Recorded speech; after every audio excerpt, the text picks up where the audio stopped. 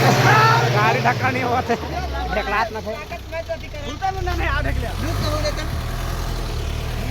गाड़ी चढ़ नहीं पा रहा है बस हम लोग का। और देख सकते हैं धक्का मारने के लिए कितना आदमी उतरा है। हाँ अभी चल रहा है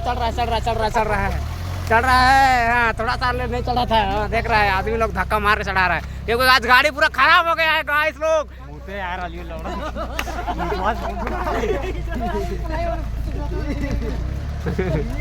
और देखिए एक पीछे एक बस है। अरे खतरनाक वाला रुक गया है। मारो धक्का मारो। गाड़ी पूरा खतरनाक वाला जितना आदमी है सब बुला। हाँ अभी चलेगा पकड़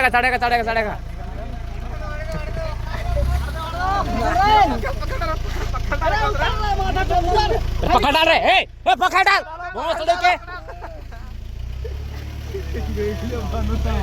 हाँ पोटच कालू पोटच है। ताली मारो धक्का मारो बस क्या करता है धक्का मारो। कहाँ देखता है धक्का मारो।